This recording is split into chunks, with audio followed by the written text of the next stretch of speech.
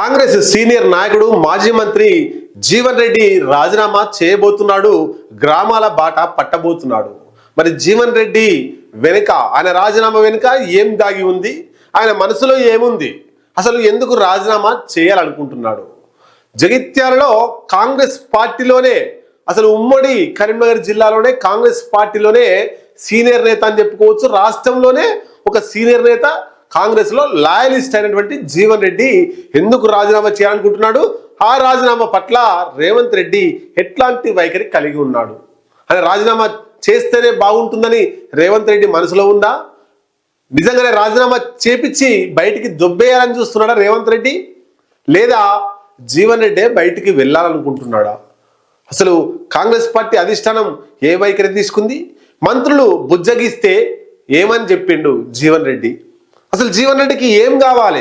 తన రాజీనామా చేయకుండా ఉండాలంటే కాంగ్రెస్ పార్టీ నుండి ఏం హామీ కావాలి? ఇగో ఈ అంశాలన్నీ కూడా ఇప్పుడు మీ ముందుకు మాట్లాడబోతున్నాం. ముందుగా జీవన్ రెడ్డి రాజీనామా అంశాన్ని మాట్లాడి ఈ విషయాలన్నీ కూడా చాలా క్లుప్తంగా మీ ముందు తీసుకొచ్చే ప్రయత్నం చేస్తా. బీఆర్ఎస్ లోకి జీవన్ రెడ్డి వెళ్తాడు అనేటువంటిది చర్చ బాగా నడుస్తుంది. మరి ఆయన ఏ పార్టీలోకి వెళ్తాడో కూడా చూద్దాం. కేసీఆర్ సమక్షంలో చేరిక అంటూ రకరకాల వార్తా కథనాలు సోషల్ మీడియాలో చక్కర్లు కొడుతున్నాయి. ఉమ్మడి కరీంనగర్ జిల్లాలో జగిత్యాల రాజకీయాలలో మొత్తం రాజకీయం అంతా కూడా రసవత్తరంగా మారింది. మాజీ మంత్రి జీవన్ రెడ్డి కాంగ్రెస్ కు రాజీనామా చేసి బీఆర్ఎస్ పార్టీలోకి వెళ్తాడు అనేటువంటి ఆ వెళ్ళడానికి కూడా రాజీనామాకు ముహూర్తం ఫిక్స్ అయింది. అట్లాగే ఆ బీఆర్ఎస్ పార్టీలోకి వెళ్ళడానికి ముహూర్తం ఫిక్స్ అయింది అనేటువంటిది చర్చ బాగా కొనసాగుతుంది. మరి జీవన్ రెడ్డి ఏప్రిల్ 5వ తేదీన బీఆర్ఎస్ పార్టీలో కేసీఆర్ సమక్షంలో చేరుతున్నాడు అనేటువంటి ఊహాగానాలు కూడా పొలిటికల్ సర్కిల్లో చాలా వ్యాపిస్తున్నాయి. అయితే మరి వివరాలు ఏంటి అసలు ఒకసారి చూస్తే, కాంగ్రెస్ సీనియర్ నాయకుడు జీవన్ రెడ్డి ఈ నెల 25వ తేదీన తన అనుచరులతో జగిత్యాలలో భారీ సమావేశం ఏర్పాటు చేస్తారు అనేటువంటి ఆ చర్చ కూడా కొనసాగుతుంది. ఈ సమావేశంలోనే జీవన్ రెడ్డి తన పదవికి రాజీనామా చేస్తారట. రాజీనామా చేసి ఏప్రిల్ 5వ తేదీన కేసీఆర్ సమక్షంలో బీఆర్ఎస్ పార్టీ తీర్థం పుచ్చుకున్నట్లు చర్చ కొనసాగుతుంది. 4 దశాబ్దాల పాటు, 1 కాదు 2 కాదు 40 సంవత్సరాలు కాంగ్రెస్ ప్రయాణానికి జీవన్ రెడ్డి గుడ్ బై చెప్పి తన రాజకీయ కెరీర్కి అనే మచ్చ తెచ్చుకుంటాడా, లేదా కాంగ్రెస్ పార్టీలోనే ఉంటాడా అనే చర్చ కూడా కొనసాగుతుంది. అయితే ఈ రాజీనామాని ఆపడానికి రాష్ట్ర మంత్రి దుద్దిల్ల శ్రీధర్ బాబు, చొప్పదండి ఎమ్మెల్యే, కరీంనగర్ జిల్లా పార్టీ అధ్యక్షులు మేడిపల్లి సత్యం, ఇట్లాంటి నేతలంతా కూడా జీవన్ రెడ్డి ఇంటి వైపు బుజ్జగించినా కూడా దేవుడు ఆశించిండు, నేను పాటిస్తా అనే విధంగా రజనీకాంత్ డైలాగులు కొడుతూ నవ్వుతున్నాడు జీవన్ రెడ్డి. మాజీ మంత్రి జీవన్ రెడ్డి రాజీనామా ప్రకటన నేపథ్యంలో ఆయనతో మంత్రులు చర్చించినటువంటి చర్చల సారాంశం సఫలం కాలేదు, విఫలమైనాయి. పార్టీని వీడొద్దని అన్ని సమస్యల్ని పరిష్కరిస్తాం, అధిష్టానం దృష్టికి తీసుకుపోతాం, ముఖ్యమంత్రి రేవంత్ రెడ్డి దృష్టికి తీసుకుపోతామన్నా కూడా వినడం లేదట జీవన్ రెడ్డి. మరి ఇది ఎప్పటి నుంచి కొనసాగుతుంది అంటే, కరీంనగర్ ఎమ్మెల్యే బీఆర్ఎస్ పార్టీలో గెలిచి డాక్టర్ సంజయ్ బీఆర్ఎస్ పార్టీలో గెలిచి కాంగ్రెస్ పార్టీలోకి వచ్చినప్పటి నుండి ఆ కాన్స్టిట్యున్సీలో నాకు ప్రయారిటీ తగ్గింది, నా మీదికి వెళ్ళి ఏం నడుస్తలేదు, నిన్నగాక మొన్న వచ్చిన ఆయన మీదికి వెళ్ళి నడుస్తుంది, నేను 40 సంవత్సరాలు రాజకీయ జీవితంలో ఉన్నా కూడా నాకు కాంగ్రెస్ పార్టీ ప్రాధాన్యత ఇస్తలేదు అని జీవన్ రెడ్డి లోపల బాధపడుతున్నట్లు తన అనుచరుల ద్వారా వ్యక్తమవుతుంది. అది జీర్ణించుకోలేకపోతున్నాడట. ఎక్కడైనా ఎమ్మెల్యేకే అధికారులు కావచ్చు, ఎవరైనా అక్కడ ఉన్నటువంటి స్థానిక ఎమ్మెల్యేకే ఎవరైనా గౌరవం ఇస్తారు, ఎక్కువ ప్రోటోకాల్ ఇస్తారు. మరి జీవన్ రెడ్డికి ఏం లేదు. ఆయనకు జీవన్ రెడ్డి ఈ సంజయ్ మీదనే జగిత్యాలలో పోటీ వేసి ఓడిపోయిండు.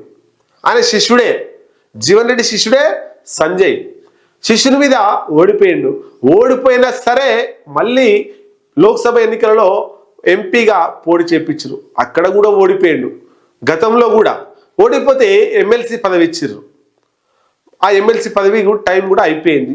ఇప్పుడు కూడా మొన్న జరిగినటువంటి ఎన్నికల్లో, అసెంబ్లీ ఎన్నికల్లో మళ్ళీ ఎమ్మెల్యేగా అవకాశం ఇచ్చిర్రు, ఓడిపోయిండు. మళ్ళీ ఎంపీగా అవకాశం ఇస్తే ఓడిపోయిండు. ఇది కాంగ్రెస్ పార్టీ ఇంతకన్నా ఏం చేస్తుంది మరి ఆయనకు అని కాంగ్రెస్ పార్టీ నుండి వస్తున్నటువంటి మాట. అయితే ఈ రెండు వర్గాల మధ్య, ఇటు జీవన్ రెడ్డి అటు సంజయ్ వర్గాల మధ్య రసవత్తరంగా మారిపోయింది. ఈ మున్సిపల్ ఎన్నికల సందర్భంగా ఈ చర్చ అంతా కూడా ఇద్దరి మధ్యలో ఇంకా శత్రుత్వం పెరిగిపోయింది. జగిత్యాల మున్సిపల్ చైర్మన్ ఎన్నికల వ్యవహారం ఈ వివాదాన్ని మరింత ముదిరేలా చేసింది. జీవన్ రెడ్డి వర్గానికి కాకుండా కొత్తగా చేరిన ఎమ్మెల్యే సంజయ్ వర్గానికి చైర్మన్ పదవిని కట్టబెట్టడంపై జీవన్ రెడ్డి తీవ్రంగా ఆగ్రహం వ్యక్తం చేసిండు బహిరంగంగానే. గతంలో తన అనుచరులందరినీ కూడా స్వతంత్ర అభ్యర్థులుగా గెలిపించి తన బలాన్ని నిరూపించుకున్నాడు. అయినప్పటికీ పార్టీ నాయకత్వం తనను విస్మరించడంపై ఆయన మండిపడుతున్నాడు. ఇక ఇప్పటికే పిసిసి అధ్యక్షుడు మహేష్ కుమార్ గౌడ్, మంత్రి ఉత్తమ్ కుమార్ రెడ్డి, మీనాక్షి నటరాజన్ వంటి వారు ఆయనతో మాట్లాడారని గుర్తు చేశారు. అయినప్పటికీ జీవన్ రెడ్డి వెనక్కి తగ్గే సూచనలు లేవు. అయితే జీవన్ రెడ్డికి లోపల ఏముంది అంటే సాక్షాత్తు రేవంత్ రెడ్డి వచ్చి మాట్లాడి తనకు ఈ ఎమ్మెల్యే కంటే ఏదో ఒక పెద్ద పదవి ఇవ్వాలి, ఎమ్మెల్సీ ఇచ్చి మంత్రి పదవి ఇవ్వాలి, ఆ జగిత్యాలలో సంజయ్ కంటే ఎక్కువ హవా నాదే నడవాలనే ఆలోచనలో జీవన్ రెడ్డి ఉన్నాడట. అది సాధ్యమవుతుందా చూడాల్సిందే. అయితే జీవన్ రెడ్డి రాజీనామా చేసి ఊరికే ఉండేటట్టు లేడు, గ్రామాల బాటకు రెడీ అవుతున్నాడట. తెలంగాణ రాజకీయాల్లో కీలక పరిణామం చోటు చేసుకోబోతుంది. కాంగ్రెస్ పార్టీకి చెందిన సీనియర్ నాయకుడైనటువంటి జీవన్ రెడ్డి ఈ నెల 25న రాజీనామా చేసి ఆ రాజీనామా అనంతరం తన కాన్స్టిట్యున్సీలోని జగిత్యాల కాన్స్టిట్యున్సీలో తనకు కాంగ్రెస్ పార్టీలో జరిగినటువంటి అన్యాయాన్ని, అసంతృప్తిని జనంలోకి తీసుకుపోవడానికి గ్రామాల బాట అనే కార్యక్రమాన్ని కూడా తీసుకొని ఆ జగిత్యాల కాన్స్టిట్యున్సీలో ఎన్ని గ్రామాలు ఉన్నాయో అన్ని గ్రామాలకు తిరిగి వాళ్ళ అభిప్రాయంతో బీఆర్ఎస్ పార్టీలో చేరే అవకాశాన్ని ఆయన పరిశీలిస్తున్నాడట. చూద్దాం మరి అక్కడ ఏం జరగబోతుందో. జగిత్యాల రాజకీయాలలో రేవంత్ రెడ్డి జీవన్ రెడ్డిని పిలిచి ఎమ్మెల్సీ పదవి ఇచ్చి గౌరవించి ఆ జగిత్యాల నీదే పో, సంజయ్ది ఏం నడవదు అని చెప్తాడా, లేదా సంజయ్కి ఎక్కువ ప్రయారిటీ ఇస్తాడా చూడాల్సిందే. ఒకవేళ సంజయ్కి ప్రయారిటీ ఇవ్వకపోతే ఆయనను కాంగ్రెస్ పార్టీలోకి తీసుకునే వాడే కాదు కదా. ఇప్పుడు కావాల్సింది కాంగ్రెస్ పార్టీకి బలం, ఎక్కువ మంది ఎమ్మెల్యేలు. ఇప్పుడు తక్కువ ఎమ్మెల్యేలతో కాంగ్రెస్ పార్టీ అధికారంలోకి వచ్చింది. వచ్చే అసెంబ్లీ ఎన్నికల నాటికి కాంగ్రెస్ పార్టీ బలం పుంజుకొని ఎక్కువ ఎమ్మెల్యేలు గెలుచుకోవాలి. కాబట్టి వచ్చే ఎమ్మెల్యేలు అందరినీ కూడా ఇప్పుడు కలుపుకుపోతున్నారు. జీవన్ రెడ్డికి ఎన్నిసార్లు టికెట్ ఇచ్చినా గెలవడు, ఆయన పని అయిపోయింది, ఆయన రిటైర్మెంట్కు దగ్గరికి వచ్చిండు. కాబట్టి ఇప్పుడు యూత్ను ప్రోత్సహించాలి, కాబట్టి వయసున్న వారిని ప్రోత్సహించాలి. కాబట్టి సంజయ్ని అక్కడ నాయకుడుగా లేపట్టే ఆలోచన కాంగ్రెస్ పార్టీ చేస్తుంది. అందులో భాగంగానే జీవన్ రెడ్డితో మాట్లాడుతూనే సంజయ్ని లేపుతున్నారు, సంజయ్ వర్గాన్ని లేపుతున్నారు. ఇది అక్కడ జరుగుతూ ఉంది. మరి ఈ నిర్ణయం మీద 40 సంవత్సరాల తన రాజకీయ జీవితాన్ని పక్కకు పెట్టి బీఆర్ఎస్ పార్టీలకు పోయి ఆయన ప్రజలలో చులకనవుతాడా, లేదా కాంగ్రెస్ పార్టీలోనే లాయలిస్ట్గా ఉన్నాడు ఇప్పటిదాకా, అదే లాయలిజంగా కొనసాగుతూ కాంగ్రెస్ పార్టీలో కొనసాగుతాడా? వేచి చూడాల్సిందే.